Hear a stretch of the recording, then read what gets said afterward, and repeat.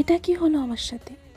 So hi guys, my name is Ri and welcome to my new blog. Basically আজকের দিনটা regular ডের মতোই ছিল, কিন্তু রেগুলার হলেও একটু স্পেশাল ছিল। তো আমার দিনটা শুরু হয় ঠিক মোমোবেলা থেকে। তার আগে আমি অনেক কাজ করে নিলাম। ঠিক এতগুলি মোমো আমি বেলে ফেলেছিলাম আর এতগুলি বেলা বাকি ছিল, তাই ভাবলাম যে না, একটু এনার্জির প্রয়োজন, তাই খাওয়া টাওয়া খেয়ে আমি মোমোগুলো বেলে ফেলেছিলাম। দেন আমি বিছানা গুছিয়ে সব কাজ করি। লাস্টে শুধু বিরিয়ানি আলুগুলো ভাজছিলাম, যেহেতু আমাদের দোকান আছে আর এখানে আছে মোগলাই সবজি।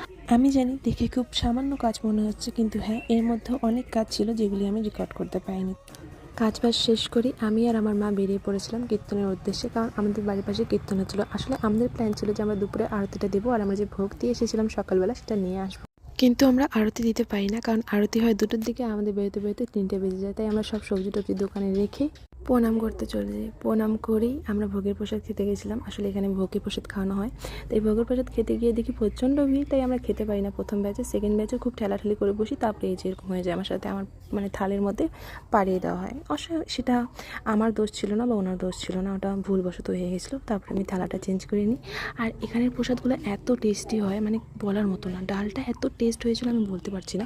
আর তারপরে হয় আমাদের সাথে একটা ঘটনা। আমরা যে ভোগের খিচুড়িটা নিতে গেছিলাম, সেখানে আমরা যে একটা কার্ড দেয় সেই কার্ডটা নিয়ে যেতে ভুলে গেছিলাম, কিন্তু সেখানকার লোকেদের সাথে আমার চেনা জানা ছিল, তাই আমাদের দিয়ে দেয়, কারণ জানে যে আমরা মিথ্যে কথা বলবো না। তো এই পর্যন্তই ছিল আজকে আমার ব্লগটা। টাটা।